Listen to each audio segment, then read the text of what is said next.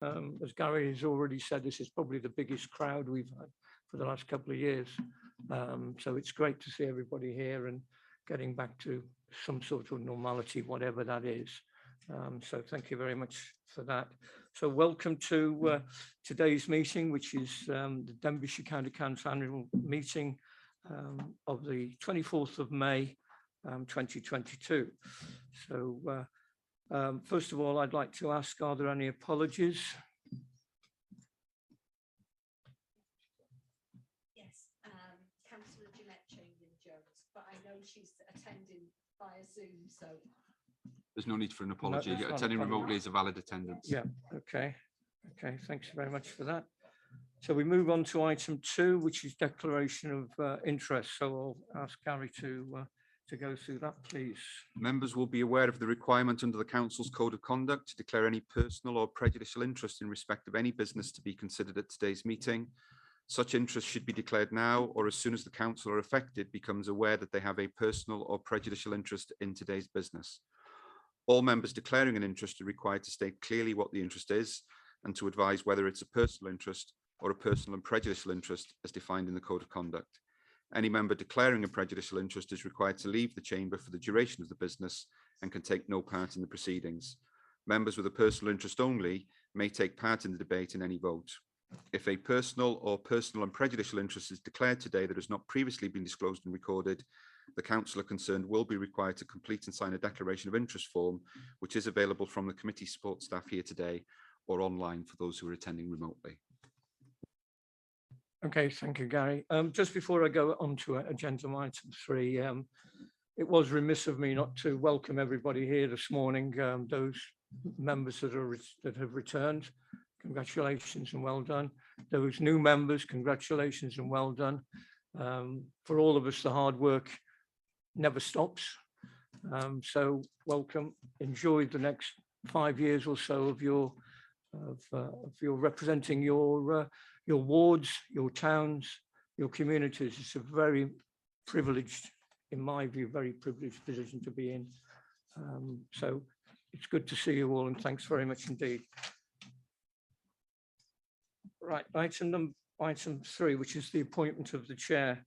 The reason, obviously, for the appointment of a chair is we have technically a new chair and vice chair every year, although over the last 2 years, 2.5 years, 3 years probably now, I was vice chair for 2 years and chair for the last year due to the situation of COVID. So it was pretty unique, but nevertheless, that's again, the chair's job is representing the county council in a civic role, very important role, very busy role generally. So that's the reason for agenda item 2. So agenda item 3. So first of all, before I go on to that, I do have to make a speech. Which is a little bit daunting. It's great when there's only the camera to look at and everything else. Here with a crowd of 1,000 or more, well, it feels like it. It's a little bit more daunting, and it's really just talking about my year a little bit, and how we did things and what we did. So first of all, I started off in July of last year, cycling Land's End to John O'Groats. Not obligatory for any chair to do that, but it was very much part of my fundraising during the year. It was 12 days, it was 870 miles. Probably the toughest sporting challenge I've ever done.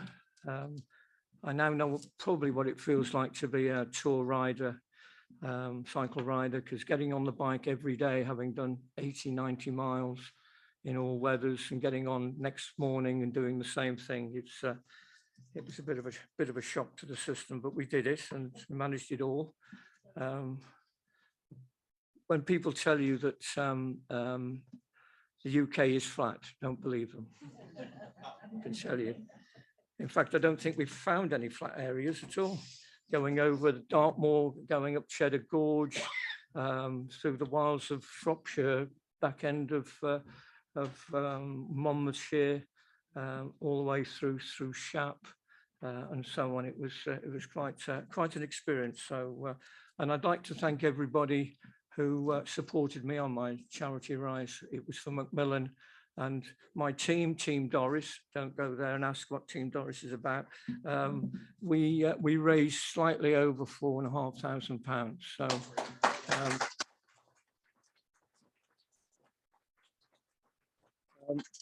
That obviously has gone on through donations, so on, and so Macmillan have already received that. So thanks for all of you who encouraged.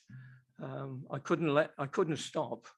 There was too much money riding on it, wasn't there? So there we go. There haven't been so many events, obviously due to COVID, that I would normally go to, but one of the highlights for me was planting a Jubilee tree. I think that was in February, and Councillor Bobby Feely turned up. There was a crowd of about 5, wasn't there? And there was probably 6 dogs and five public. Later it went right down Britain. So, and that was good. And we planted a very rare species of tree for Denbighshire called the black poplar. So that's now there in, well, hopefully it will continue to grow long after I've not continued to develop and grow, I guess. And so that was very, very good. It was a very wet and windy day, and Larry was there with the ceremonial spade, and we were all in wellies and wrapped up, and it was good, wasn't it? And thanks to the Countryside Services as well for that. The other big highlight for me, I think, was during my tenure, we arranged with Larry and other staff, we arranged a competition for the Queen's Jubilee. So we went out to schools to design flags, invite to the Queen to come and visit Denbighshire or to our schools and whatever. It was an amazing opportunity. We had over 2,400 entries from across spectrum of schools from all areas of the county, and we had over 500 entries to the flag design competition as well. So those schools, individuals have been notified, and I know that Larry and Sarah Dixon spent a morning, couple of Mondays ago, the whole of the morning going through all of the entrance. So that was really good. There were some really interesting comments, some very entertaining comments as well. So that was good to engage all the schools and teachers and parents and so on. It was exceptionally good. I think that's all I really want to say on that. Just to say that on Thursday, the 2nd of June, we've got in the Real Events Arena lighting of a beacon, and that's 9 o'clock. That's the start of the 9 o'clock in the evening. That's the start of the Queen's Jubilee celebration. So everybody's welcome to that. I'm sure in your own areas you'll be doing similar things, and you'll be probably doing garden parties, street parties, and so on. So so that's brought us up to date, I think, now with that. I'd also like to thank Sarah Dixon and Larry for organising the schools and all the competition and all the hard work that certainly Larry has given to me over the last year. It's not been easy, not trying to juggle what we can and what we should go to, what we're allowed to go to, in terms of representing the county. But so thank you very much, Larry, for that. I'd also want to just thank Gary here as well, our head of legal. A mind of information, very, very professional, very talented. I love it when he pulls a face. And he does very often. When you're not behaving yourselves very well, he'll pull a face.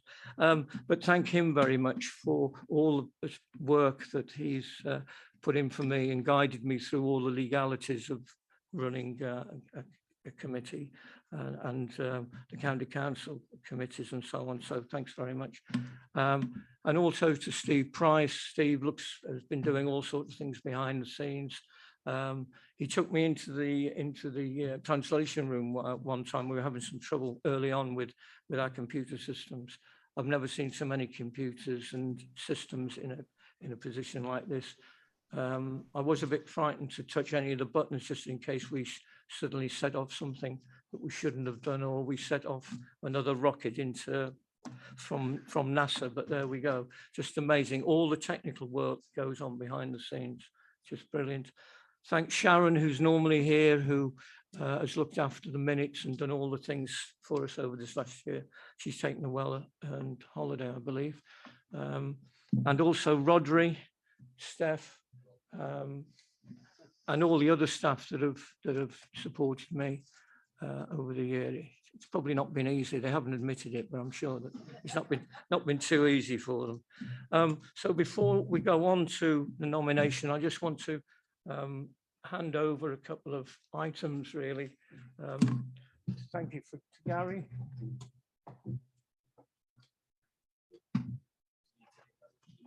Thank you very much. Thank you very much.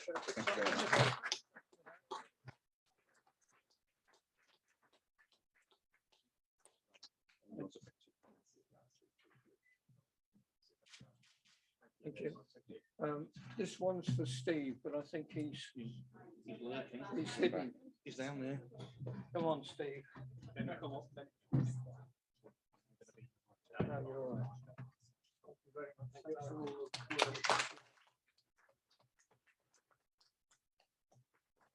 And last but not least, my girl Friday works on every day, I think, and at nights as well. Hilary. Very much, Hilary.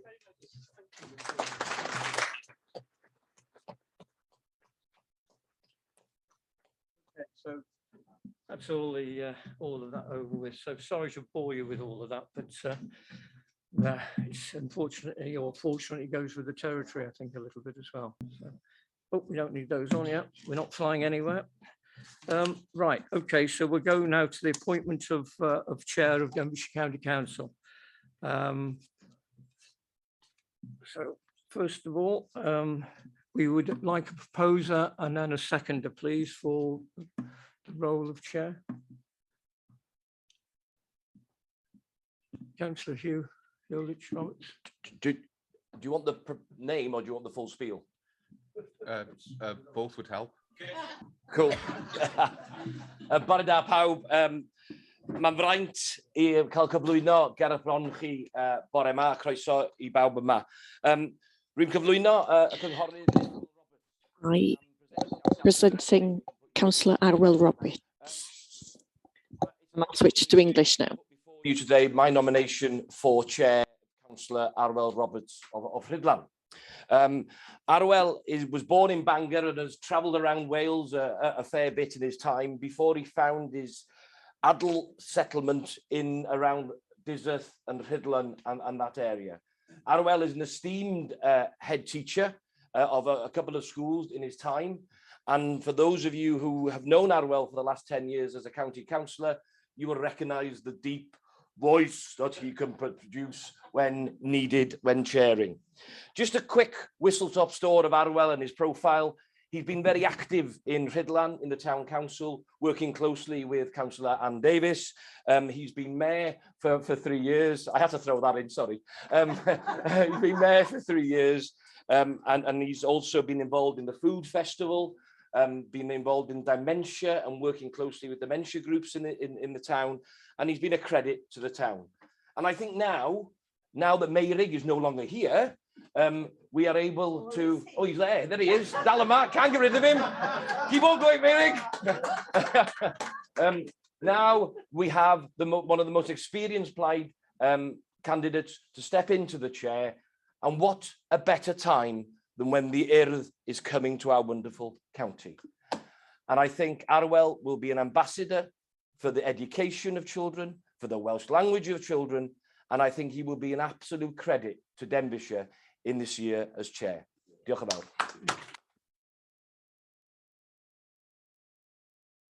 Okay, do I have a seconder, please?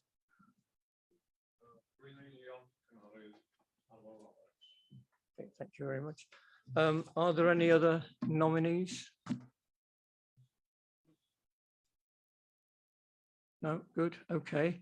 So I'd like to invite Councillor Arwell Roberts up to the dais, and I can pass this chain to you. Yep, okay. Is that all right? Did we do all right? Yeah, excellent.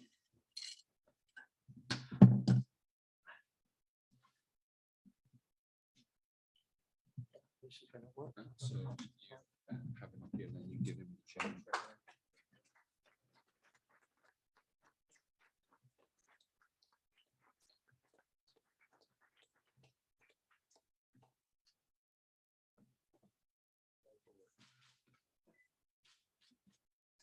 Is it heavy? Very heavy. Okay. You might need an assistant. Big head, isn't it? I wasn't going to say that. There we go. Well, yeah.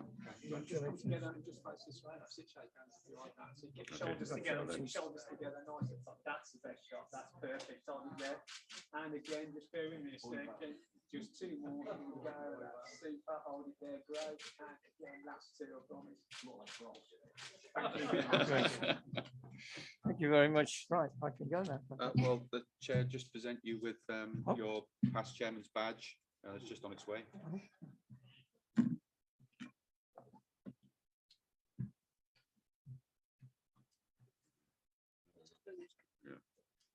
Well, you've been a great chair of our county, Llongyfarchiadau.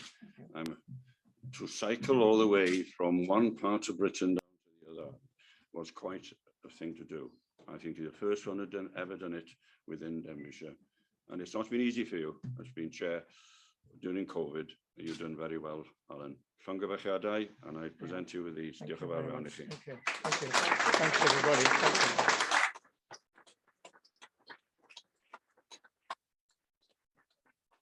Let me move my stuff.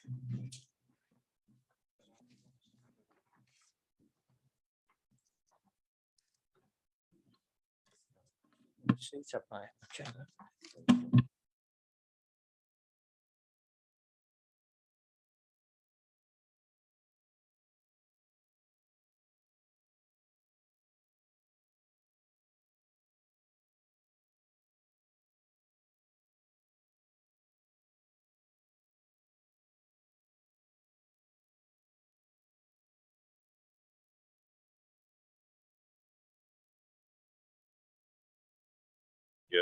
Diolch I bawb sydd wedi May I thank everyone who's supported me. Thank you, Hugh, over there, for saying quite a few lies about me. Thank you to Rhys, our group leader, for seconding the nomination. It's my honour now to present flowers to the consort, Windmill and Jones. If you would come forward, please. No, sorry, I go to her.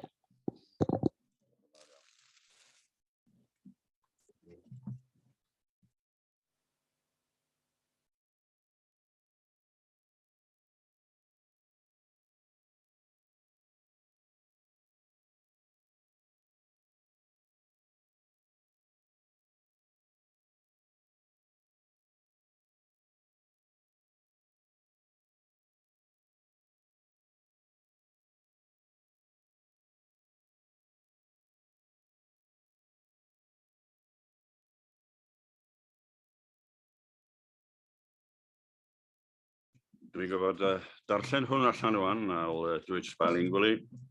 Out now, and I will do it bilingually. Datgan fy mod yn cymryd arnaf fy hun y swydd honno ac y byddai'n cyflawni dyle swydd ar swydd yn briodol ac yn ffyddlon i deithaf y marn am gallu rwyf yn ymrwymo oddi wrth aelodau cyngor Sir Ddinbych ac sy'n bodoli am y tro ac y gallai gael ei adolygu o dro i dro. I, Arwel Roberts, have been elected to the office of Chairman of Denbighshire County Council, declare that I take that office upon myself. I will duly and faithfully fulfil the duties of it according to the best of my judgment and ability. I undertake to observe the code for the time being as to the conduct which is expected of members of Denbighshire County Council and which may be revised from time to time. And you know, and it's from Nodia, I sign it.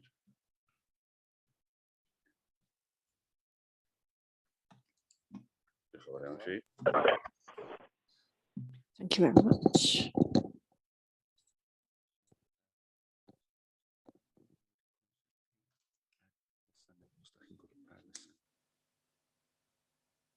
Well, my awen Ngwraig. When my wife has said that I may be the chair. Yes, we'll support you, Arwell. So she's going to be my consort. She's the peaceful one. I'm the noisy one. She keeps me under control, which is not easy. And she'll be my consort, of course. She's not with me today. She's in Denby walking somewhere, I think. I'm very sorry for that. I haven't thought what my good causes will be, but certainly it will be dementia. I feel very, very strongly about dementia. I've also lost two sister-in-laws with cancer. That is something that always hurts my feelings because my brother has lost two wives because of cancer. And so that will certainly be something else. And most probably we'll have something to do with the Welsh language also in the future. Diolch yn fawr iawn i chi. Dyna ni. Diolch yn fawr. Thank you. Oh yeah. Can't see the job? No, you've got enough on your plate. No more jobs for me. No, thank you, no, Chair. okay. We now want to decide who's going to be the vice chair. Any nomination, please? We've got a nomination from Councillor John Butterfield. Before I go to my nomination, may I congratulate you, Arwell, on your year. Hopefully it will be a wonderful year, and I'm sure you will get it in shape. Thank you. I would like to nominate, as Vice Chair of the County, I'd like to nominate Councillor Peter Prendergast. I think it is your day today, so I leave all the antecedents and all the praises that I will be saying on his behalf, so hopefully next year. So my nomination is Councillor Peter Prendergast for the ensuing year. Thank you, Chair. Diolch yn fawr. Rhywun yn eilio? Councillor Ellie Chart. I'd like to second the proposal for Peter Prendergast to become Vice Chair. Thank you very much. Oh yes, of course. Unrhyw un arall? Any other nominations? The name forward? No. No? Peter, I hope you accept this. Vice Chair, you've been in the chair in the past, I know, and you'll do a very good job, and I'm sure we work well together. Llongyfarchiadau, rhowch glap.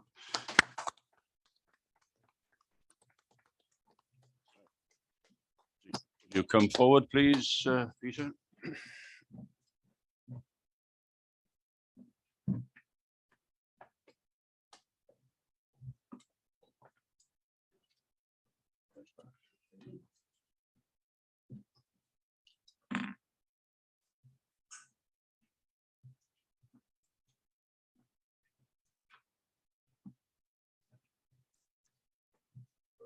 Thank you very much.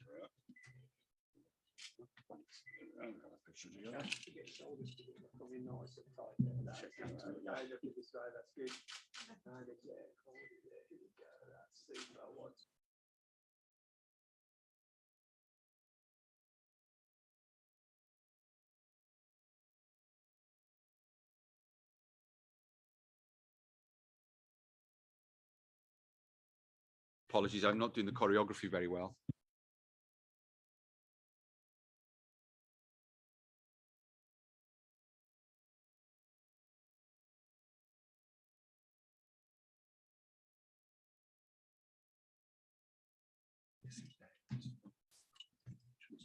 Okay.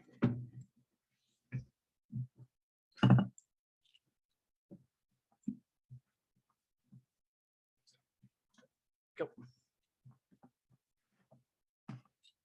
Declaration of acceptance. I, Pete Prendergast, have been elected to the office of Vice Chairman of Denbighshire County Council. Declare that I take the office upon myself and will duly and faithfully fulfil the duties of it according to the best of my judgment and ability. I undertake to observe the code for the time being as to the conduct which is expected of members of Denbighshire County Council and which may be revised from time to time.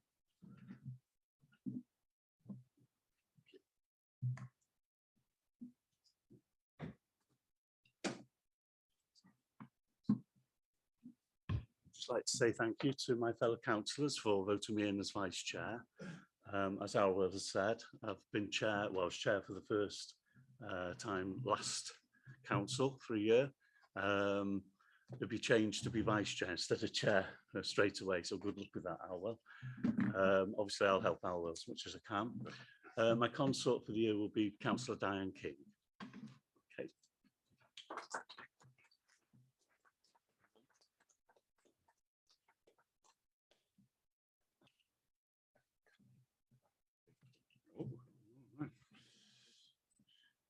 Wel, dyna ni, mae'r rhan yna wedi cael ei wneud.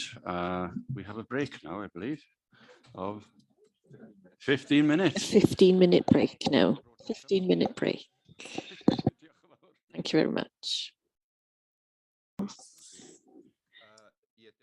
Thank you, Mr. Chairman. There is one urgent item, one urgent matter to be discussed today. We have published an additional report with regards to appointing members of town and community councils that haven't got enough members to make up a quorum. So if it's okay with you, Mr. Chairman, that we take that at the end of the meeting.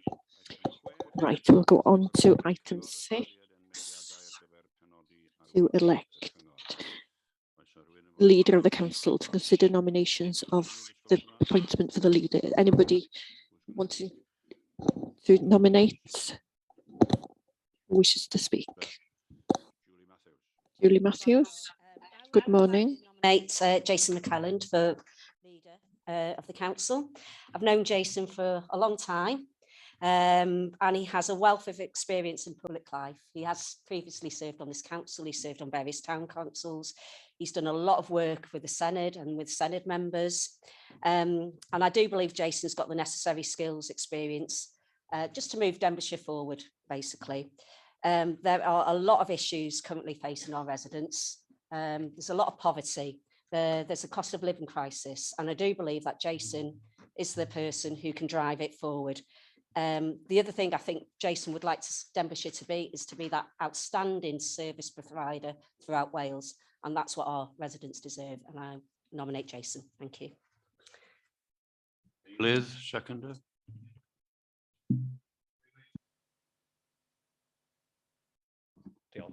Diolch, Cynghorydd Rhys Thomas. Any other nomination, please? Councillor Bobby Feely. Thank you. I would like to propose Councillor Hugh Hilditch-Roberts for leader of Denbighshire Council. Hugh is a local Welsh-speaking Denbighshire man, brought up in Ruthin, passionate about the Welsh language. He has been my cabinet colleague in the important role of education for the last 5 years, as well as my colleague and local member here in Ruthin. The cabinet role entailed meeting with Welsh Government ministers, high-level discussions with fellow cabinet colleagues across Wales, and I know he made a point of meeting with all the heads across Denbighshire. Obviously, occasionally, I need to pull him into line. He has, in fact, been known to call me his mother. But I can honestly say he is truly a team player. And recently, during the election here in Ruthin, he stood as a team alongside Councillor Emrys Wynne because we genuinely wanted the three of us to be returned. Although it has to be said, such is his popularity here in Ruthin, he did receive 1,500 votes, which I think must be a record. The Welsh language goes through him like a stick of rock, but I can truly say, in terms of national politics, he is the least political person I have ever met. When he said in his election leaflet, "People, not politics," he really meant it. If you want an experienced leader, independent, passionate about the language, fair, if you want an experienced leader, fair-minded and inclusive, I would like to suggest that you vote for Councillor Hugh Hilditch Roberts. Diolch. Eileen, seconder. Seconder, please. Thank you, Mr. Chairman. I would just like to second the nomination of Hugh Hilditch Roberts as leader.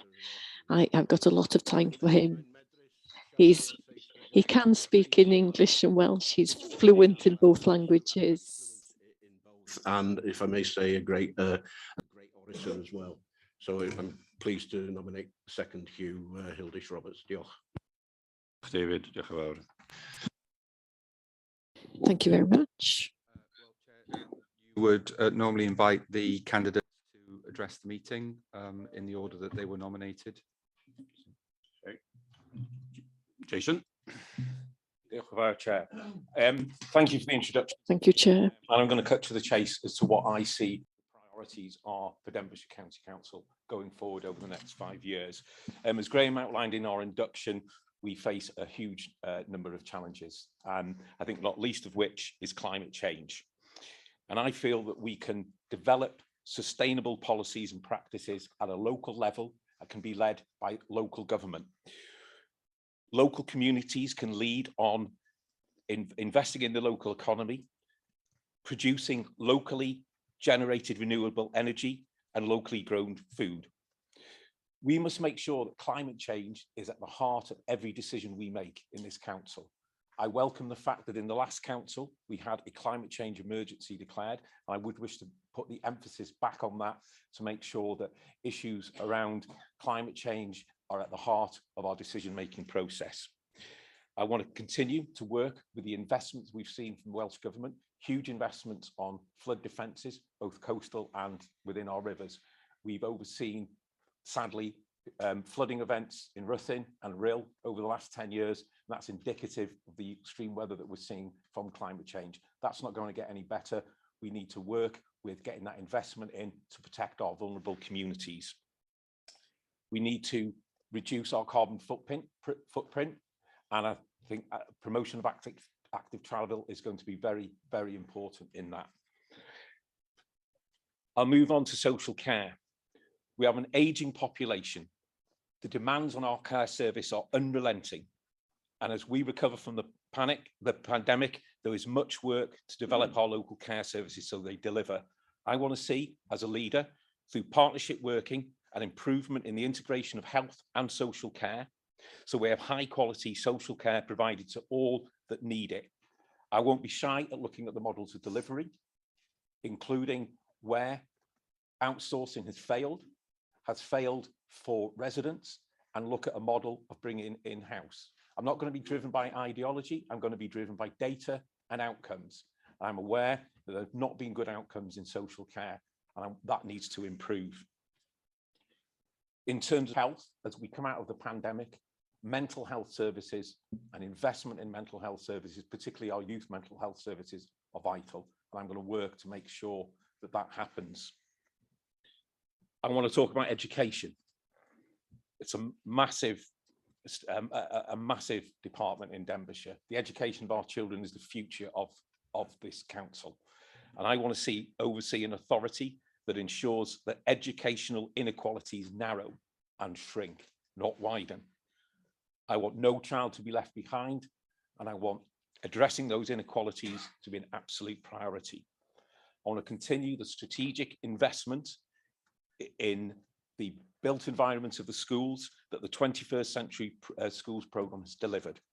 It's delivered throughout Denbighshire, and it's transformed the school environment. That transformation of the school environment has led to better outcomes, better educational outcomes for children.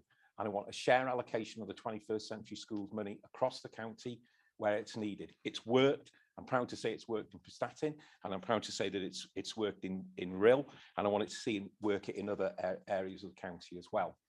It's hugely important that we promote Welsh medium schools and we promote the Welsh language throughout all our schools. I'm going to talk more precisely and in detail about my Welsh language policy later on. But it goes without saying that it's vital that it's threaded through education. I'm excited on new education policies that are coming through. We've got the prospect of community-focused schools as a driver to tackle poverty and inequality. As I understand it, this is a new development where schools will invite partnerships with a range of wider organisations to be based on the school. Those will reach out to families in need and again address underachievement and inequality. That's a policy I really want to grasp, I really want to work on, because it will work for our children and it will address, it will produce better educational outcomes. I'm excited about working on that. I also, in terms of that portfolio, I want to talk about the preventative agenda, early intervention, stopping problems at source, so downstream there's not more bigger and more expensive problems. And I want to talk about my own experiences in the legal profession when I was a childcare solicitor, and I represented young adults, the parents of young children. Those young adults were often not bad people. They had just had a very poor start in life themselves. They'd been through the care system. They'd been chucked out of the care system. They had kids themselves who were taken into the care system. And it's a generational thing. And I want to work with social services to dig down into the roots of those problems and address at source. Early intervention is vital. An investment in early intervention will save this council thousands, perhaps even hundreds of thousands of pounds. That agenda will sit under the education portfolio and children's services portfolio, and it's massively important to me. I want to talk about the economy and regeneration.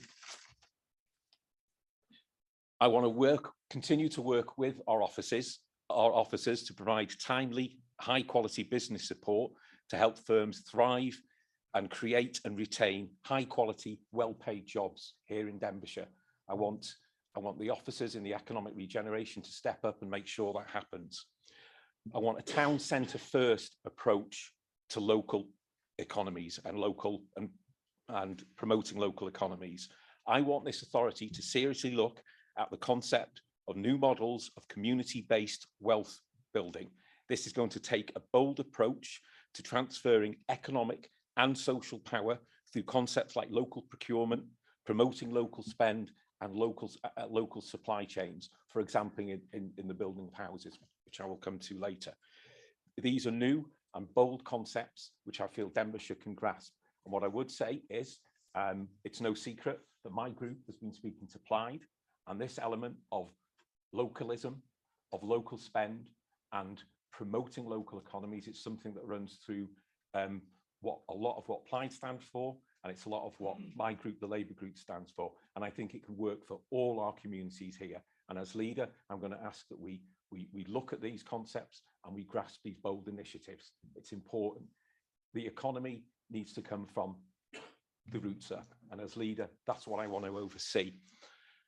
Now, of course, over and above, we have the overarching policy of the growth deal and the North Wales Economic Ambition Board. And I think the authority should still continue to work with those local partners to harness the improvements the North Wales growth deal can offer. But what I would say is we need to be on the ground floor to make sure that those improvements that the growth deal will bring benefits to all our communities in the north and the south, rural and more urban, not just on a narrow band either side of the A55. We need the rural economies to be lifted by the growth deal. The leader sits in on the ground floor with the growth deal and the Economic Ambition Board. And those who know me know that I've got a passion for making the economy work, making it work for all our communities. And that's what I will do when I'm around that table as leader for the North Wales Growth Bid and the regional economy bodies. I want to talk about housing, and I want to talk about my personal experience. I have worked for a member of Parliament and 2 members of the Senate. Part of that work is casework for constituents who come in and seek help from their elected representative. The biggest aspect of my caseload is residents in poor housing, inadequate housing, housing that does not address their family's needs. For example, you may have a child with a profound disability. That child grows into adulthood, is still dependent on that family, and that family still remains in inadequate housing. Scenarios like that should not be allowed to continue. We need to grasp the nettle, and we need to start looking at building houses. As leader, I would say that we have an opportunity. We have funding through the housing revenue account.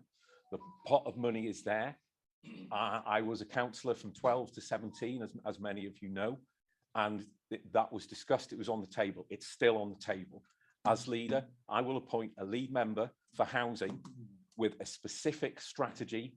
We're going to do what it says on the tin, and that will be to build affordable social housing, low carbon housing, build those houses, acquire that sort of social housing as well, where the market allows us to do that, work with the private rented sector. I want to continue the work that the housing department have done on buying houses that become available, bringing them back into the housing stock.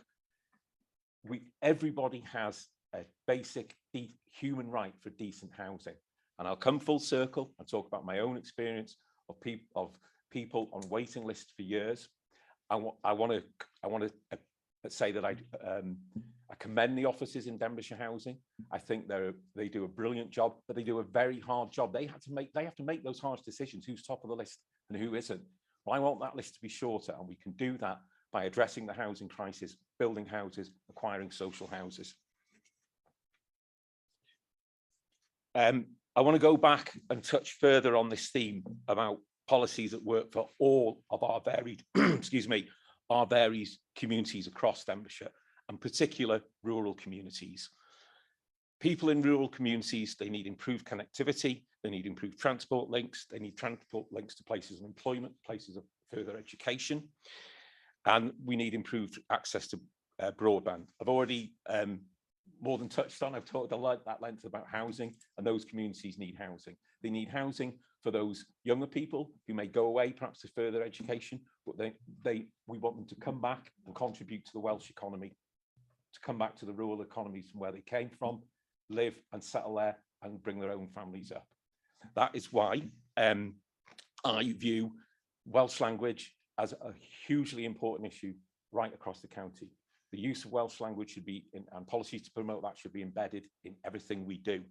And that's perhaps more vital in the communities that I'm talking about. So those Welsh-speaking families can come back to a resilient rural economy.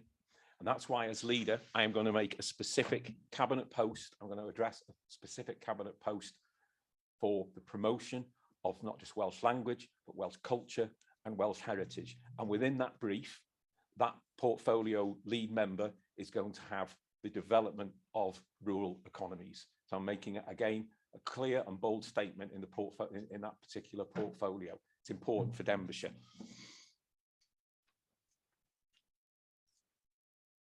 Across all of our communities, whether you're in Rhyl or Rhewl, Ruthin or Rutland, there's many families out there, and we've seen this talking on the doors, knocking on doors and speaking to people. We're facing a cost of living crisis, a phrase that's bandied about, but it's real. I've seen it. In the surgeries that I've sat in my work for members of parliament, I've seen people who are struggling to eat and pay the bills, and this is working families. We have a role to address that. We have a responsibility to address that. My portfolio as leader will include economic regeneration, and I've touched on that. And to me, economic regeneration and economic growth is economic growth that works for all of us, for everyone and everyone in our community. Jason, if you could bring it to I will come to a conclusion soon, please. Yeah. And that is why my brief will include economic growth as a driver to fight poverty, to fight inequality, and to fight deprivation. That is vitally important to me, and I wish to use that agenda of economic growth to help all our communities. As leader, I will call a cost of living crisis conference. That's not some grand gesture. We've been here before. I helped establish a tackling poverty board when I was councillor from 12 to 17. And I want to reconvene that board with a much more focused sense of urgency. It will include members, it will include the relevant officers, the third sector, the voluntary sector, the advice sector, the CIB, the energy advice sector, the energy efficiency sector, and we will convene and we'll be focused on outcomes and addressing this cost of living crisis. All of us have knocked on doors over the last few weeks, and we've spoke to people and we've heard their real and genuine concerns, and we've heard, you know, anger. We've heard perhaps some anger towards what I would call, you know, the politicians, and that includes us as local politicians. We need to deliver. We should not lose sight of the fact that we serve those people. They elected us. They gave us this mandate. My vision, as I set out for Denbighshire, is to continue to work with Graham Bowes, and I commend Graham for all the work he's done in the last few months. I've got a vision for a strong and vibrant economy, and I will work. My door will be open to all of you. That's my vision as a leader: a fairer Denbighshire, a greener Denbighshire, and a Denbighshire with a resilient economy that works for all of us. Thank you, Chair.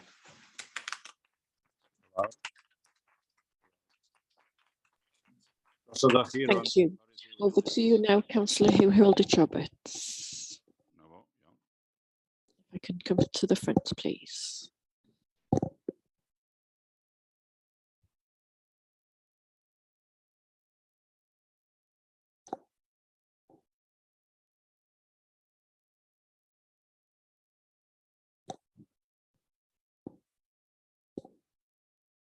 Excuse me, sorry, before you start, if you stand on the dais, then the camera won't pick you up. You'll need to sit down. Sit down, please. Stand there, sorry. If you stand up here, the camera won't pick you up. You need to sit down. It's not a bad thing, you guys. Right, bore da. Good morning. I just want to explain why I'm standing, and it's quite simple. I want every one of you to think of the reason why did you stand for election. Because when it comes back to me, I stand for the communities and the people of Denbighshire, and I want the best value for them. I want everyone to get something from Denbighshire. This is why that the last two administrations, led by Hugh Evans, has always had consensus through dialogue. And I feel isolated right now because nobody's asked me what I want for Denbighshire and why I've stood and spoken to my group. So I am here not to play politics. I don't care about politics. But what I care about is the future of my children and the future of the area that they grow up in and the people of Denbighshire that you represent. You've been appointed to, you've been given that mandate to take this forward. Let's have the reality. We have an inexperienced chief exec, sorry, Graham, only 6 months in post. We will have potential, a cabinet with no experience administrating this council. Are we putting the people at risk of 96,000 people of Denbighshire at risk for that? We need to communicate to everyone. We need to bring everyone on board. Every single one of us need to be signed up. I'm not going to stand here and say, I will do this. I will lead this. I would say, we will do this, and we will do it for the people of Denbighshire. I think Jason has demonstrated that his policy knowledge is far superior to mine. Obviously, he's had more experience within the Welsh Government area of that. But what I know that I can communicate, and for all of you that see me lead the schools during the pandemic, when I think I was the most vocal lead member in Wales and rattled the minister's cage on numerous occasions, falling out with fellow Labour leaders across the north because they were protecting Welsh Government. In time of need, we cannot protect Welsh Government. We stand up for the people who put us here. We need to change the attitude of the council. We need a MAGS plan for each single area that is then brought to full council here and implemented and supported so that our areas don't lose out in the MAGS. We need to build on the education and the Great Eston report we had last time. And Jason's right, we have a lot of challenges coming forward in education, but I'm confident the work we've done to date is some of the best in Wales, and we need to build even further on that. One of my biggest fears in all this is that horrible word, levelling up. Will politics play its part in the levelling up fund? Will we be at risk in Ruthin or Rhyl or Denby for that money? We need to make sure that politics doesn't interfere in that and that our residents get the piece of the cake that they deserve. We've talked about our towns. I have businesses in towns, I am in touch with real life. They are on their knees. Right? And so are other businesses. Our town strategy needs to be ripped up, as do all our strategies, need to be completely looked at, because the rosy bed we were planting in 5 years ago is a completely different landscape. And I think it's now that we need to tear up, lead officers. Let's be clear. We are a member-led authority. We lead officers in the direction that we want to go for Denbighshire. Everyone will have knocked on the doors and the word potholes will have come up, right? We need to bottom that out once and for all. No more patching. It needs to have a proper strategy right across the Highways Department with the right amount of money put in, because everybody knows about potholes. We also need to look at public transport. We have huge challenges in this area. You can't get from Rhythin to Mold or Rhyl to Rhythin to Rhyl. That is massive challenges we've got to do. So we have to work with Welsh Government to make sure what we can get with that to see if they can support us. Flooding, we've already, Jason, I'm trying not to repeat what Jason's touched on, but flooding is obviously a challenge on the coast and inland here in areas like Rhythin. Health and social care. The job isn't getting any easier. It's getting harder. People are living longer. So therefore, we need to make sure that we have the right department. I was really involved in the restructure of education and children's services when Karen Evans was here, bringing two services together to make sure that we don't lose out on the child's journey through education and into adulthood. That has made a huge difference, and we've reduced referrals, which has actually made a huge impact. And remember, every one of you is responsible for that, because Jeanette will tell you we're all corporate parents. Welsh language, equalities, we have massive work to do. We are lagging behind. We are lagging behind with climate change. Absolutely. We need to take it beyond local authority. It needs to be out there in businesses so that we can make big impact in that area, because currently we're just scratching the surface. So we need to open the curtains and really get on this stage and lead climate change from the front. We also need to split economic development and regeneration, because one is about prosperity and the other is about poverty. We need to recognize that, not put the two together and separate them out completely. We also need to get back where members are looking at services, service visits, going through, understanding what they're doing and actually scrutinizing what value those services are giving the council. I think the cost of living is a massive crisis, and we need to work with all partners in that. And that's not only the cost of living, mental health, but also we need to look at the situation with the NHS and Betsy, because we're not aligned in the right areas at the right time. And we really need to sharpen our pencil on that, because we're talking about lives, not politics, not votes. We're talking about lives. And we've got a responsibility as councillors to put that on our agenda and have a united manifesto for Denbighshire that tackles those challenges. I led on the Welsh language last time, and we've seen an increase in the Welsh language. We've seen the implementation of the standards in our council. We've seen some really, really good growth and we've had some good investment in education in the Welsh language as well. A mae'n bwysig bod ni'n cofio'r Gymraeg pob amser. It's really important that we remember the Welsh at all times. I'm not going to bore you beyond more, but look, simply what you'll get with me is somebody who will bring you all on a journey. I won't let politics play any part. I'll make sure that you get value for money for your area, for your people, and you could go back to them and tell them that you're doing a grand job. Because remember, unless we focus on communities and the people of Denbighshire, we will have nothing. Diolch yn fawr. Thank you very much. Thank you, Hugh.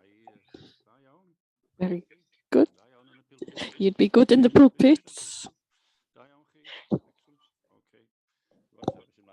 What happens next? To a vote now. The vast majority of members are in the chamber, but we do have 2 members who are attending remotely. So we will do the vote in 2 ways. There'll be a combination. So for members who are in the chamber, we'll use the voting system, and we'll do the vote in the order that the candidates were nominated. So when we get to the vote, we're not there yet. If you want to vote for Councillor McClellan, press 1. If you want to vote for Councillor Hilditch Roberts, press 3.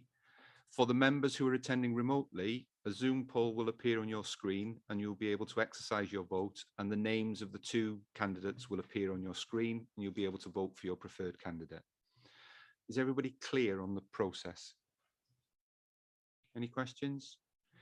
When I ask Steph to clear the board for the vote, you'll have 10 seconds within which to press the button that you want to press. So just repeat that. You'll have 10 seconds within which to vote once the board is cleared.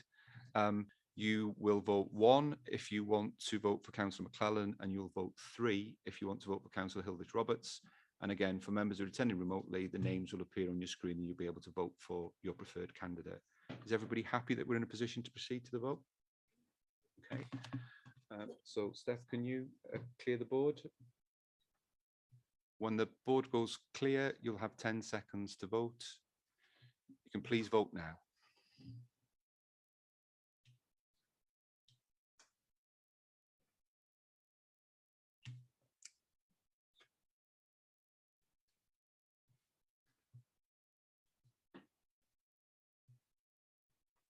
Simple.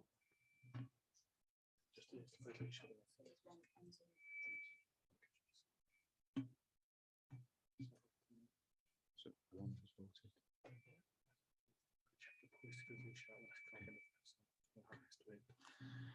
We're just checking the Zoom vote, members, and we'll announce the result as soon as that vote is clarified. Gary, mine didn't come up. Okay. So we've got one valid vote on the.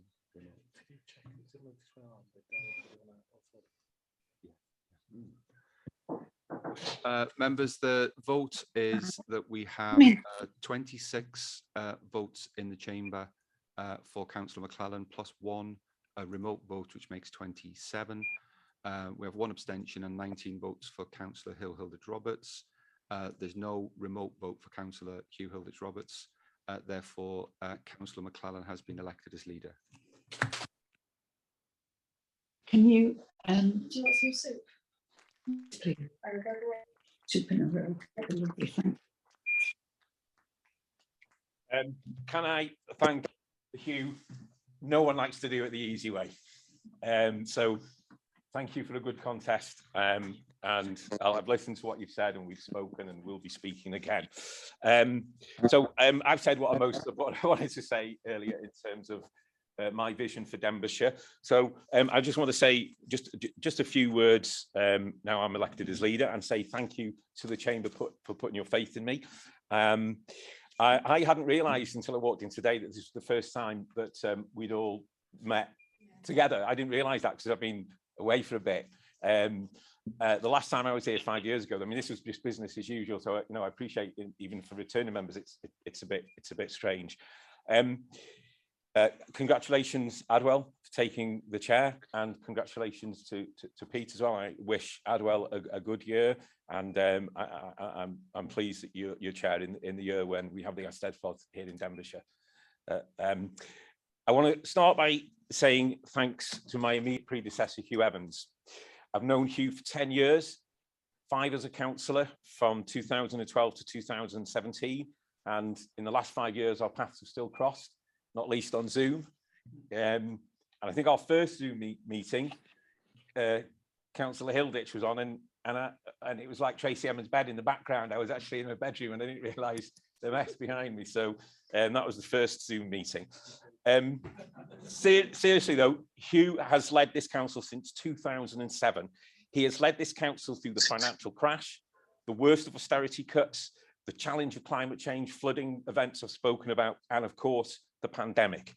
It's a testament to his strong leadership that he has guided Denbighshire through these unprecedented, uncharted waters, these challenges, and we've emerged from those stronger with lessons learned. Thank you, Hugh Evans.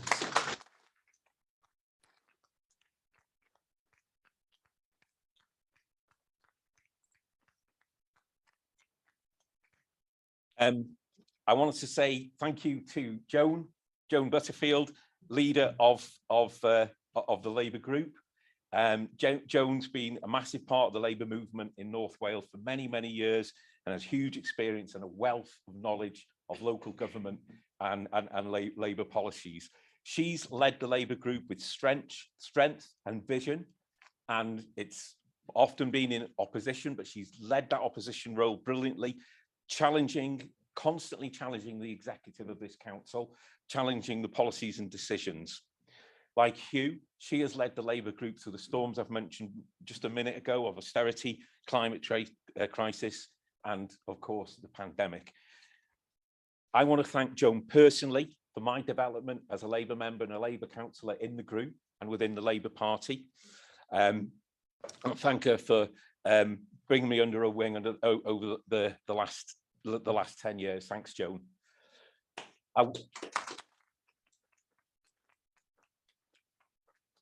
not sure if I'm still allowed to say comrades, but I want to thank my colleagues in the Labour group, my friends and colleagues who've supported me, and we've worked together over the years through thick and thin, good times and bad. So I want to say a huge thanks to my colleagues and friends in the Labour group.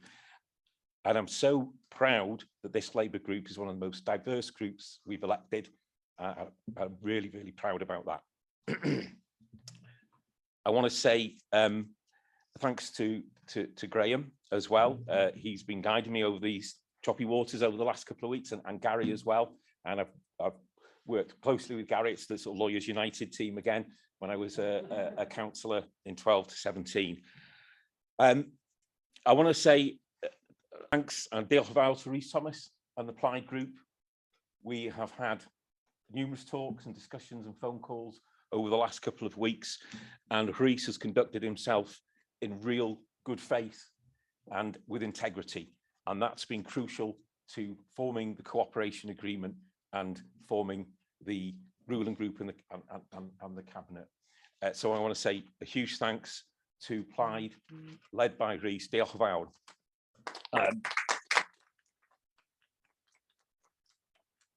It was so refreshing and interesting to sit down and look at our respective manifestos and look at our policy objectives and look at what we stood for, and find out that there was a huge amount of commonality. We had so much in common in terms of our outcomes, because they were focused on the residents of Denbighshire. We can put aside the ideology of concepts and arguments over and above local authority issues, and we can work to deliver for the people of Denbighshire. And again, I thank Rhys and his group for that. I do want to touch on an issue that I feel is important. We've got a wide range of political views and political groups in this chamber. Far-ranging political views, and we're always going to disagree, and that's the nature of politics. But I want the starting point in this chamber for those disagreements to be based on having respect for our political opponents and treating our political opponents with dignity. It's important that we have that dignity and respect agenda, and that's important going forward. I think we need to grasp that.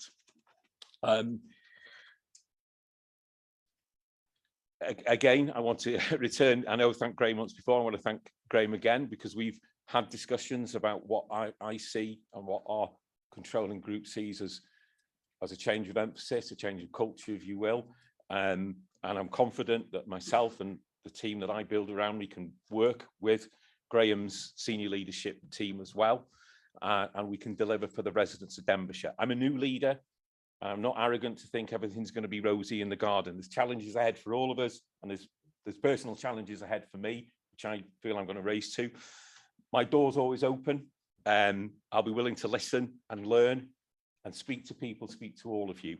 I just want to say thank you once again for putting your faith in me. And we've got a lot of hard work to do over the last 5 years. Thanks very much.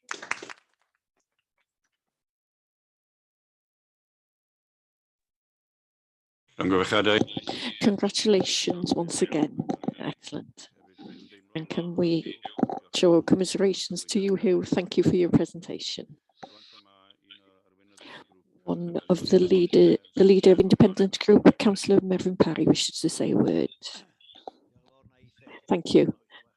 I'll sit for this camera to work a little bit better. Congratulations for your position, and with Peter as well for Vice Chair. I'm sure he'll do an excellent job, and looking forward to see you on the mice in well, Llandernog, it's almost Denby. We'll claim he does that. Yeah, and also I'd like to thank Hugh Evans as well for leading the last council and his team of cabinet and the officers that worked and supported him on that one. So thanks, Hugh. Can I welcome Jason as our new leader and hope that we can all work very well together, taking this council forward for the residents of Denbighshire, you know, and it's making sure that we all engage well together across the political groups, because it's important. All of you have been elected in by the residents of Denbighshire to serve the wards that you're standing on. And it's important that we get the fair balance from the top to the bottom of the council on the decisions that we need to do that are important to our area. So I'm sure I have given Jason the invites to come, and I'm sure he will maybe come to our group and possibly discuss it with the other groups as well, so we get what we need for our areas and for the residents of Denbighshire to deliver the best outcome for everyone. So congratulations, Jason, for today. Commiserations, Hugh. Thank you very much for doing that. And diolch yn fawr iawn. See you in the future. Thank you very much. Arweinydd y grŵp ceidwadol eisiau dweud gair yn awr. Leader of the Conservative group wishes to say a few words. Peter. Well, and for Peter for Vice Chair, can I also go through the congratulations of you, Evans, for the last 10 years he's done for the council. He's been a brilliant leader. I've enjoyed working alongside him as well. Can I congratulate Jason on becoming leader of the council? My door's always open, and my group, Jason as well, if you want to come and chat with us. I'm sure we're working for the people of Denbighshire, and that's what we're here for. That's why we've been elected, and that's what we'll do. I don't want to drag it on any longer, so thank you very much, Chair. Thank you very much, Jason. Thank you all. Peter. Thank you, Peter. Councillor Rhys Thomas, leader of the Plaid Cymru group. Thank you very much, Mr. Chairman, and congratulations on the role. And I've got to do exactly as you tell me now. I would like to congratulate Jason, and we are all, I'm sure, looking forward to working with Jason over the forthcoming years. To thank Hugh over there and the members of the previous cabinet for all the hard work which they did. It certainly in Denbighshire provided a very good place for this new council to start, and it's thanks to you that we're in such a good place. As Jason said, we are here for the people of Denbighshire. Fel ddwedodd Jason, dan ni yma I pobl. Said we are here for the people of Denbighshire, and I look forward to working together with every group and every councillor here for the benefit of those people. Thank you all very much. Thank you, Mr. Chairman. Thank you very much. And this is the last speaker now, Councillor Hugh Evans. Thank you, Arwel, and congratulations to you on being appointed today as Chair. Congratulations to Jason. And I have looked forward to saying that. I have to say it's been a long haul, 14.5 years. It's been an absolute privilege to lead this council. I've been lucky enough to work with some brilliant officers, some innovative officers, some officers who will go out their way to do what we want. Very genuine people and professional people. Graham, to you, it's been a pleasure working for, we have worked for a long time, haven't we? But as Chief Executive was good. We had some good discussions, to say the least. And I hope that you continue to have the support that you've had in the past to move this authority forward. I'm sure you will. There seems to be a commitment there across the board to do that. So I'd like to thank you as well, Graham. And I always have to say, the difference between a good council and a poor or average council is how prepared people are to make difficult decisions or unpopular decisions. Too many times people are afraid of making unpopular decisions for the longer haul. And that's something that we've always done as a cabinet and as a council, which has got us to where we are today. I've also worked with some great councillors, some of which are here today and some of which are no longer with us.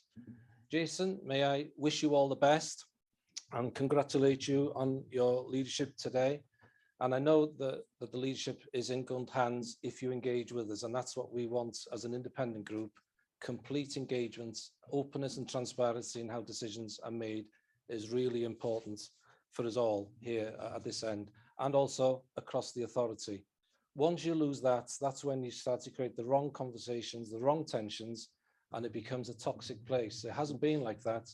And Jason, I'm sure we will make you accountable to the whole communities. We'll do that, but I'm looking forward to working with you. So as my term is ended now, I am proud of the progress Denbighshire has made, the respect it has in the region across North Wales and nationally in Welsh government, its ability to be innovative. In the last council, we had to be innovative with COVID. Of course, everybody had to do that.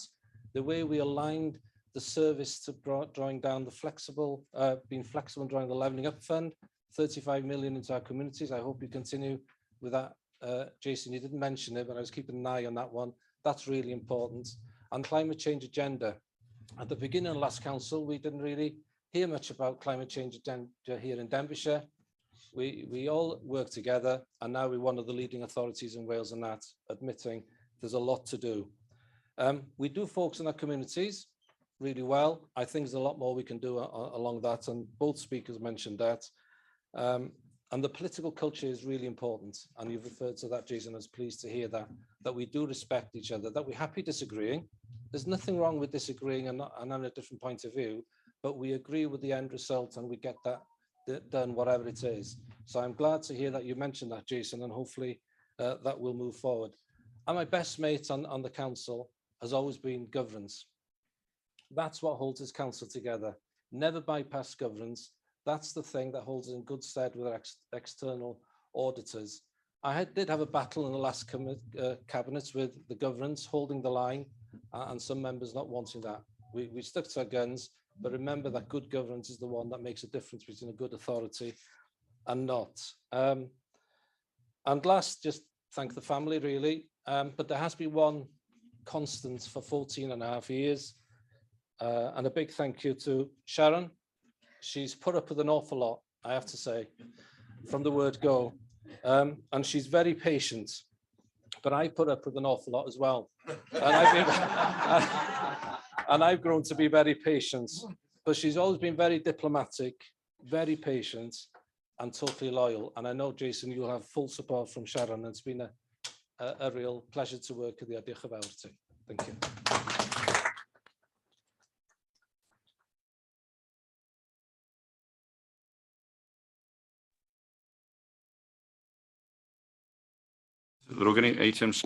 Item 7, the minutes of the meeting held on the 22nd of February.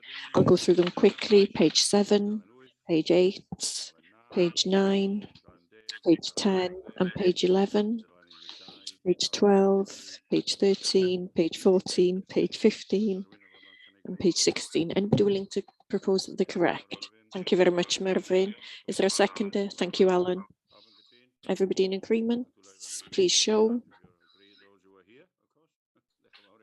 Thank you very much. Matters rising? Any matters rising? No. We'll continue therefore to the other meeting, which was on Monday the 14th of March at 2 o'clock. I'll go through them. Page 17, page 18 and page 19. Anybody proposing that these are correct records? Peter Scott.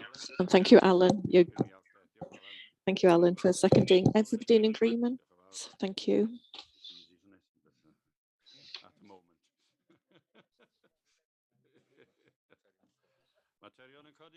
Any matters arising from that set of minutes? Nothing? No. Item 8 on the agenda is Steve Price is leading on this one. Welcome, Steve. He's an excellent officer for those of you who are new. Thank you, Steve. Good afternoon, everybody. Nice to meet everybody too. I'm not going to go through this report in too much detail. I'm not running to catch a bus, so if we want questions afterwards, I'll happily go through any details that you want me to run through. It is quite a short report. Part of it will need to come back to a future meeting, If I just sort of lead you through the top notes, if you like. Each year as a council, you need to have a look at your political balance figures. Political balance is important. In Appendix 1, you've got the committees that need a politically balanced membership, which means that it's in balance with the size of your groups. You get the proportion of seats on a committee in line with the size of your groups. So we do need to be speaking to group leaders after the meeting to populate your memberships of committees. I have had one from Councillor Scott. Thank you very much. Political balance isn't an exact science because the numbers on committees obviously are not exact. There's 11, and dividing that up into 5 groups with different numbers isn't an exact science. There may be some questions on that. Obviously, I'd expect some questions on, if you have questions on how many members on particular committees your own group has been shown to have. That might be something we can refer back to. I've also mentioned in the report the Democratic Services Committee. This is a statutory committee, which means it was set up by Welsh Government. We have to have one. Every council does have one. And the difference with this committee and the others is that this council appoints the members and the chair of that committee.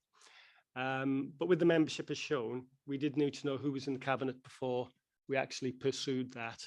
So it's something which needs to come back to council, or council perhaps to give authority to perhaps Gary, in order to liaise with the group leaders for when they appoint. Because in essence, it is the group leaders who appoint to that, but it's council's decision to allow it. So that is the Democratic Service Committee part. I have mentioned the appointment of scrutiny chairs. We have 3 scrutiny committees. Rhian Evans at the back is our scrutiny coordinator. There is a vacant post for a scrutiny coordinator, which hopefully we'll be filling shortly. Again, the appointments do depend on who's in cabinet and who isn't, because there's a calculation set down in legislation, which first of all, we have to work out the cabinet groups. And from what I understand at the moment, if it's Labour and Plaid Cymru, that means that those cabinet groups will have one of the 3 scrutiny chairs, and then the other 2 scrutiny chairs go over to the non-cabinet groups based on their size, which would leave the independents with 1 chair and the Conservatives with 1 chair. Again, it's for the group leaders really to say who those chairs are. It's not for the committees themselves to appoint. That point changed some years ago. The vice chairs of those committees are for the committees to decide when they meet. So that will be another point of discussion. Other than that, Chair, I'm happy to hand over for any questions or comments. Questions? No, diolch yn fawr. Pawb yn hapus? Okay. Diolch yn fawr iawn, Steve. Diolch yn fawr iawn chi.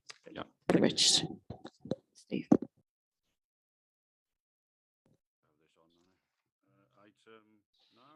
Item 9. Gary, are you presenting this one? Thank you, Mr. Chairman. The membership of the Standards Committee. Every council has to have a Standards Committee, and there are regulations which set out the rules which govern the composition of the committee. The Standards Committee in Denbighshire has 7 members. 4 of them have to be independent lay people. 2 of them are county councillors, and 1 of them is a representative of the community councils and will be a community councillor. This report is asking you to do 4 things.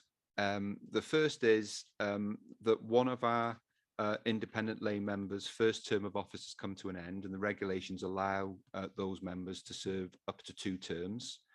And that independent member is Mr. Peter Lamb. He's indicated that he is happy to continue serving on the committee, and therefore council is asked to confirm his reappointment for a 2nd term.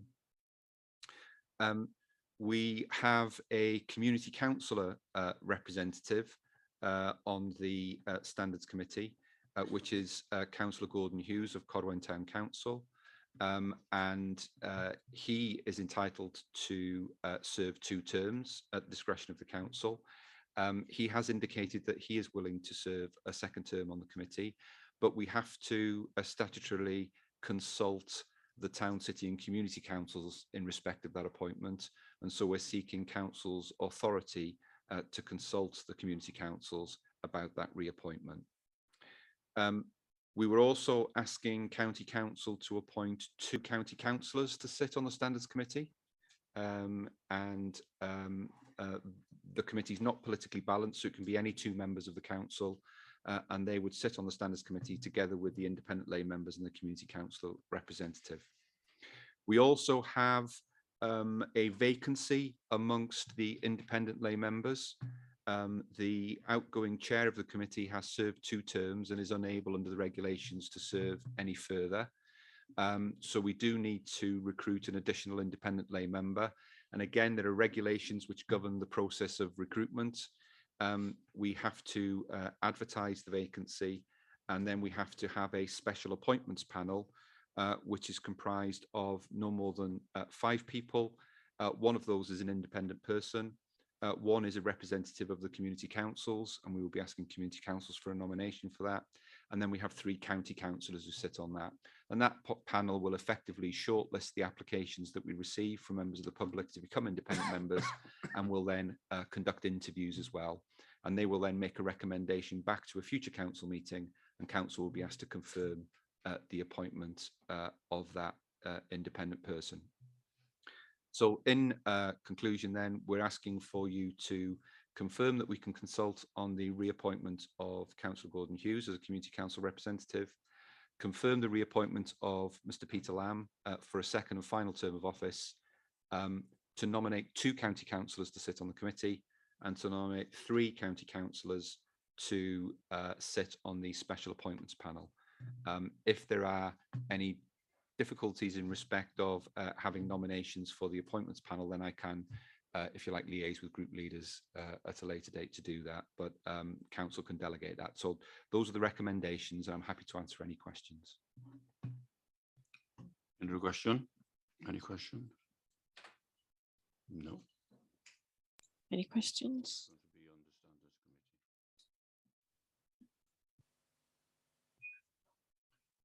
Mervyn? I'd like to propose that Bobby Feely stands on the standards committee. Have a second that. Thank you. Thank you. Peter? Could I nominate Hugh Irving to sit on the standards committee as well, please? Seconder? Thank you. So anyone else in Ruinara?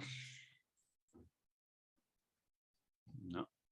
Are we all in agreement that those 2 can represent us on the standards committee? Okay, good. Show of hands, lovely.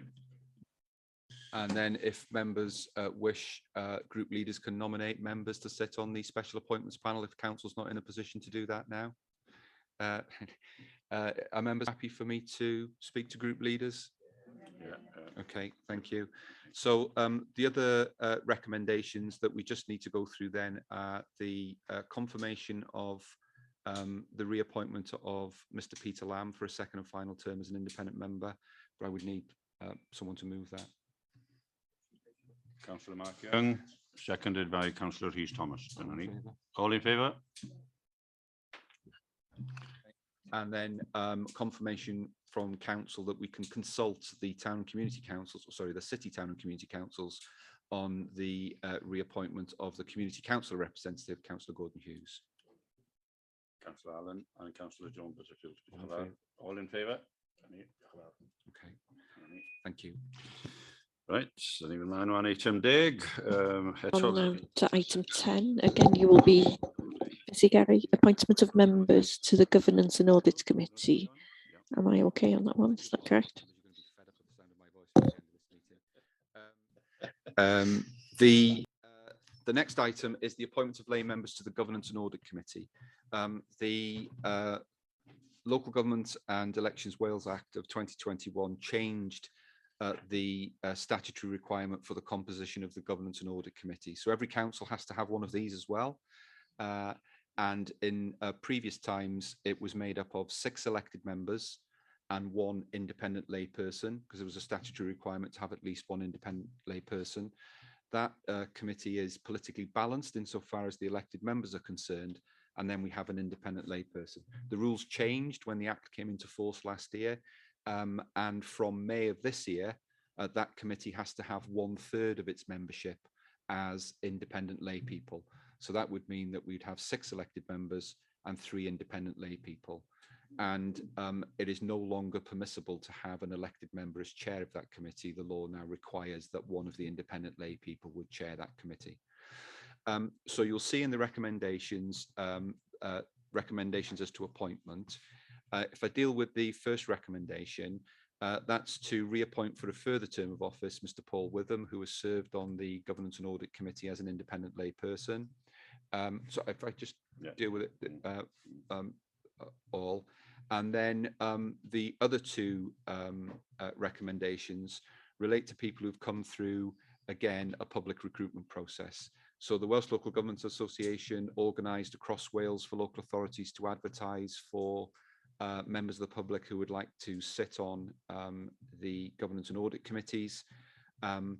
The council had previously in 2012 delegated responsibility for that to the membership of the Governance and Audit Committee, and an appointments panel consisting of Councillor Barry Mellor, who was then chair of the Governance and Audit Committee, former Councillor Martin Holland, who was vice chair of the committee, and Councillor Rhys Thomas, who conducted a selection process of shortlisting and interview.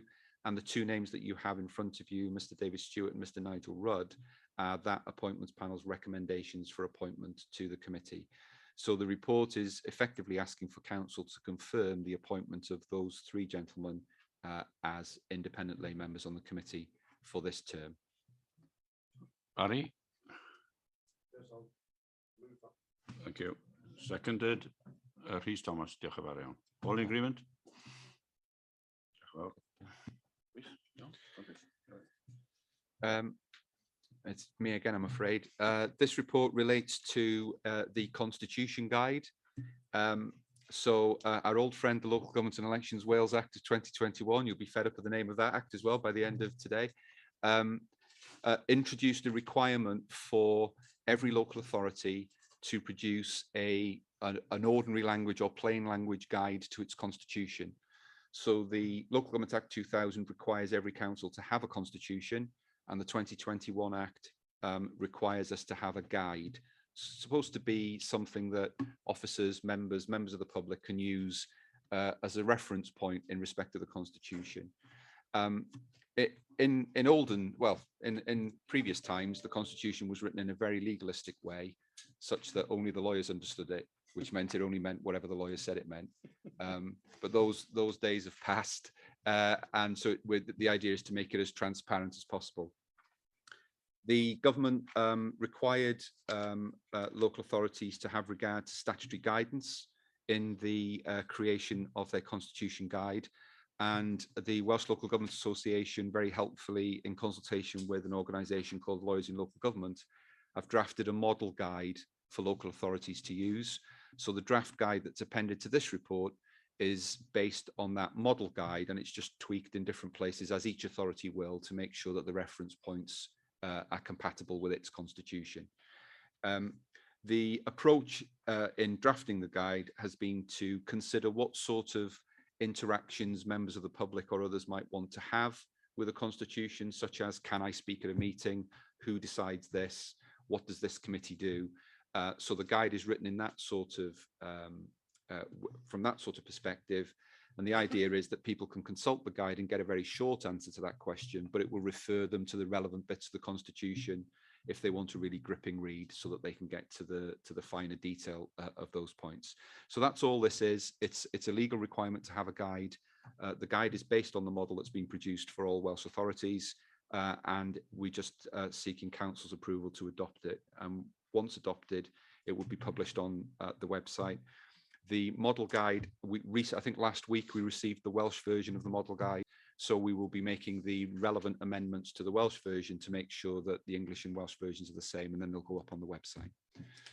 So I'd be asking, Chair, for somebody to move that the guide be adopted. Diolch yn fawr. Martin Hogg. Thank you. Thank you. Very good. Well done, Martin. Seconded, Windmill and Jones. Diolch yn fawr iawn. All in favour? Oh, sorry, Windmill and James. I do apologise. Apologies, Alan. And Win, I apologise. I've been corrected here by Cheryl. I know. Okay. Right. 12 rwan, ynde? Yeah. Over to you again, Gary. I apologise in advance, members. This is not quite as brief as the other reports. The Local Government and Elections Wales Act 2021 made a number of changes to the law relating to councils' constitutions, or rather to matters that have to be reflected in the constitution. The constitution provides me as monitoring officer with delegated authority to make changes to the constitution where those changes are required to reflect any change in the law or to reflect any decisions that have been made by council or cabinet which might impact upon the constitution. For cabinet, those decisions would only relate to things like schemes of delegation to officers. Council is the, if you like, sovereign body that has oversight of the constitution, but I am allowed to make those changes to make sure that it's up to date and complies with the law. Probably the easiest thing for me to do is to take you through the appendices, and the appendices, although there are a lot of them, some of them aren't very long at all, and all that we've done is we have highlighted for you the changes that have been made to the constitution. Some of them appear in red and some of them appear in blue. I have no explanation as to why they come out in different colours. They were all in red on my screen when I did it. So there we go. Appendix 1 is a consequence of the Denbighshire County Council electoral arrangements order that was made last year. The Local Government Democracy and Boundary Commission reviewed the electoral arrangements of all local authorities and changed the composition of Denbighshire County Council from 47 to 48 councillors. So this is just an amendment to reflect that. And the 2021 Act changed the electoral cycle from every 4 years to every 5 years. Previously, cycles had actually been 5 years, but they were only done by statutory order, whereas the law now is that every electoral cycle will be 5 years. Appendix 2 just makes some changes to the definition section of the Constitution. You'll see in red there a reference to Chief Executive. We've always had a Chief Executive, but the Chief Executive's statutory role has been described in the past in legislation as head of paid service. The 2021 Act changed that so that we now have a statutory role of Chief Executive as well as just a job title of Chief Executive, and there are some changes to the statutory duties which are reflected in a later appendix. There's a reference there to our friend, the Constitution Guide that you've just approved. The amendment to Corporate Executive Team is nothing other than a formatting amendment and to make a change of Chief Executive and Head of Paid Service. I just make sure I scroll my page so I know where I am. Then when you get to page 97, there's reference there to a petition scheme. Every local authority is now required to have a scheme set out as to how it will accept and deal with petitions and what will happen to those petitions. We already had rules in respect of that, but we will need to put that into a petition scheme, and it's on the forward work programme for the next meeting of council for you to approve that scheme. The next change is on page 99, which is just a reference again to the Constitution Guide. If I take you to Appendix 3, there's only a minor change there, which reflects the fact that the 2021 Act changed the franchise for local authority elections. So now in the getting involved section, it refers to people who are 16 years of age or older being able to vote. And the next page at the foot has a reference to the petition scheme, which I've already discussed. And the following page is just a renaming of the Governance and Audit Committee to make sure that it's up to date with the naming provisions of the Act. Appendix 4 just deals with, there you'll see reference to the Denbighshire Self-Assessment Report. The Local Government Elections Wales Act 2021 introduced a requirement for local authorities to do a self-assessment of their performance and governance. and there's a procedure by which that has to go to the Governance and Audit Committee and then has to come to full council. So that's one of the reports that council has to accept. And the insertion of pay policy statement is there because there was an oversight that we've always brought the pay policy statement to council, but it was an oversight that it wasn't included in the list. Other than name changes, there's nothing else in Appendix 4 until page 103 it is, I think, which refers to the time and place of meetings. That's just to reflect the fact that we have to, by law, make all of our meetings, run all of our meetings in a way which allows members to attend remotely from another location. So it talks about the place of a meeting being wherever people are attending remotely. It also requires us to broadcast council meetings. So there's reference in there to the broadcasting of meetings. We actually broadcast more than council meetings. We broadcast all of our cabinet, planning, scrutiny committees, as well as full council. But there is a requirement to have a reference there to council. And again, reference there to voting. It used to refer to people being in the room, it now refers to people being in the meeting. I'm sure you're gripped by all of this stuff. We get to Appendix 5, which talks about the form and composition of cabinet. The 2021 Act requires us to set out in our constitution how cabinet would be made up, particularly in the event of there being job shares on cabinet. So the references at 5.2 there relate to that. We also have to reflect in our constitution the fact that you can have joint leaders. Obviously, we haven't done that today, but it's a possibility for the local authority in the future, and that there can be joint deputy leaders and also joint cabinet roles. The cabinet procedure rules have been amended to reflect the fact that if and when there was a job sharing cabinet, the quorum would only be that the job sharers would only count as one towards a quorum. Appendix 6 talks about the election of leader and just again reflects the fact that we have to make reference to the possibility of there being joint leaders.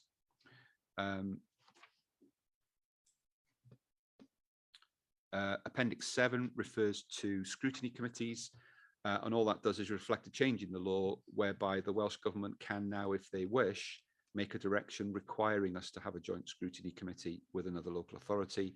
Previously, there was always power for the local authority to decide of itself that it wanted to have a joint scrutiny committee, and we do. We have a joint scrutiny committee with Conway for the Public Services Board. Welsh Government haven't done it yet, but they have reserved to themselves the power to be able to require us to have a joint scrutiny committee in future. Appendix 8 refers to the Standards Committee. Just here to reflect the fact that the Standards Committee has a couple of new statutory requirements. It has to monitor the compliance by leaders of political groups with their new statutory duty to promote and maintain high standards of conduct within their groups. And the Standards Committee is required to monitor that and provide advice and training to leaders of political groups on that duty. And also that the Standards Committee has to produce an annual report to Council on its work, and in particular has to, in that report, comment on the way in which group leaders are discharging their statutory duty relating to conduct. Appendix 9 relates to the Governance and Audit Committee, and I already dealt with this when we dealt with the report about the Governance and Audit Committee, but essentially the amendments here are just to reflect the fact that we have to have a third membership of committee made of lay members, and that a lay member has to be the chair. Nearly there. Appendix 10, joint committees. That's just to reflect the changing colour around contracting out is not actually a change, it's just a formatting change which has changed the colour. But reference is made there to North Wales Economic Ambition Board as a joint committee because it had been not included in the last revision. And there's reference to corporate joint committees, which are new statutory bodies that have been created by the 2021 Act, and we're required to reference them in our constitution. And then Appendix 11 is merely an updating of titles, so deletion of head of paid service and a replacement with chief executive. And then you'll see on page 120 that the chief executive has certain statutory obligations now, which include keeping under review the manner in which the council's functions are discharged and coordinated, the council's arrangements in relation to financial planning, asset management and risk management, the number and grade of staff required for the discharge of functions, and the organisation, appointment and arrangements for management of the council staff. They're all things you'd be expecting the chief executive to do. They're just now enshrined in law that the chief executive has to. And that is a quick canter through the changes that have been made to the constitution. So I'm happy to answer any questions. Unrhyw question? Oh, right. Councillor Just- Feely. Just a couple of very small questions, Gary. When people come to council, very often they have a presentation to give, and it's usually done on these screens here. So when it's not, when it's hybrid, how do you overcome that? That's one question. And the other one was, I noticed you'd crossed out record of attendance. I'm just querying why record of attendance was crossed out.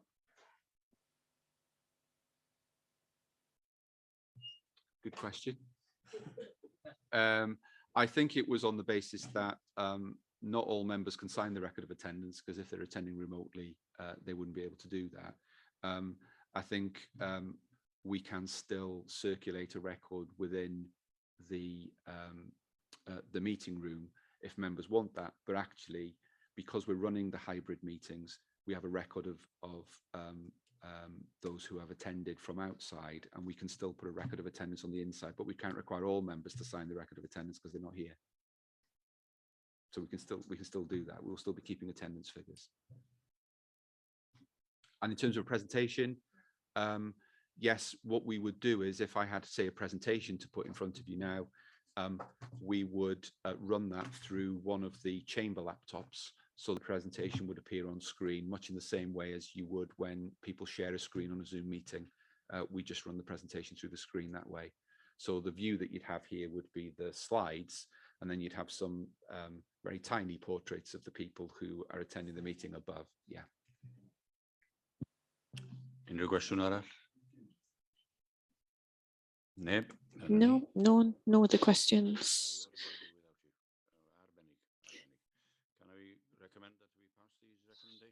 Anyone propose? Thank you, Councillor Blakely, seconded by Emrys Wyn.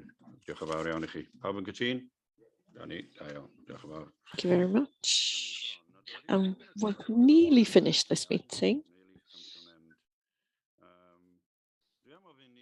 I am going to ask, before we go to the forward work programme, I'm going to ask our chief executive to say a few words. He's been very patient waiting here. Chief executive, please. Right, mater brys gyntaf. All right, I am nearly finished, I do promise. There is one urgent matter. So ordinarily, all matters that were to be decided by council would be produced at least 3 working days in advance. But due to capacity issues, there was one item that we did need to bring as a matter of urgency, and we have published and circulated the report for that. This relates to the position that 2 of our community councils find themselves in, where they had insufficient nominations in the recent local government election to form a quorum. So a number of community councils will have had less nominations than their full complement of seats, but they're quorate, they can make decisions, they can co-opt additional members. Cynwyd Community Council and Budfari Community Council both had too few nominations to actually form a quorum. So what the Local Government Act does, it foresees that situation, and under Section 91 we have power to appoint people on a temporary basis to those community councils to make them quorate, so that they can go on and co-opt members onto their body to make them quorate, and then those temporary members can remove themselves. So you'll see in the report that we're asking for approval of the appointment of the local members for those relevant community councils. So in respect of Cynwyd Community Council, that's councillors Gwyneth Ellis and Alan Hughes, who are the members for Adeinion, and Cynwyd sits in Adeinion. And for Budfari, it's Councillor Chris Evans, who's the member for Tremeillion, and the Budfari Community Council sits within that ward. I've spoken to the clerks of both councils who are happy for us to proceed on that basis. I've also spoken to the local members who've confirmed that they're happy to proceed on that basis. And if council's happy, they will then make the sealed orders to appoint them to the councils, and those councils can then co-opt new members so that they will be quorate and able to act lawfully.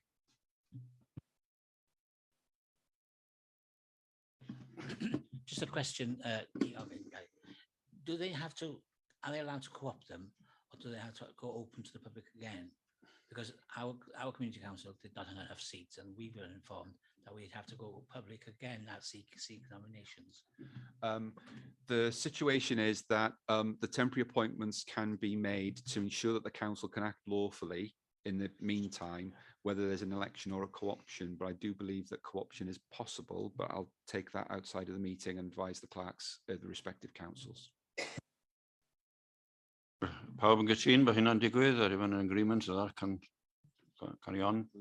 Mover, please. Can someone move that? Somebody willing to move that? Councillor Emrys Wyn, seconded by Councillor Peter Scott. All in agreement? Thank you. So that's Graham. So over to you, Graham. Quickly then, as we end the meeting, I just thought I'd conclude by thanking Alan, our outgoing chair. Again, thank you, Alan. Thank Gary and the team for the arrangement of this meeting. We had to pull a lot of work together at quite short notice, so I thank Gary for taking us through that. Congratulations to Ardwell for chair, and to Peter for vice chair, and for Jason for being elected as leader. Congratulations to the three of you. A special thank you to Hugh Evans. I know a number of people already said a lot of thank yous for Hugh, but I mean, unprecedented commitment to the council over, I never quite know how long it was you were leader, but I've heard various numbers today, but it was well over a decade, and you've been an excellent leader, and I thank you on behalf of the council for all the efforts that you've done. I say unprecedented amount of work as leader for the council, so thank you for that.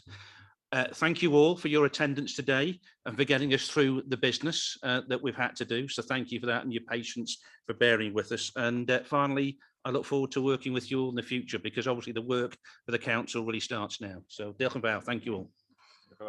Mae yna un peth arall. There's one other thing. Galw ar Gary eto. Beth sy'n digwydd? I'll ask Gary to lead us on the forward work programme. Pack. The next county council is on the 5th of July, and that will be to deal with the recruitment process for the appointment of 2 corporate directors. So that will be on the 5th of July. And then in July, there will be a further council meeting to determine the business that would have been conducted on the 5th of July if it wasn't for the recruitment process. And you'll see the items that are set out there. You'll also see the council, where are we? Council briefing forward work programme. The 13th of June is shown as blank there, but actually there will be a presentation by the Highways and Environment Department in respect of the new waste model, which members may be interested in. So thank you very much.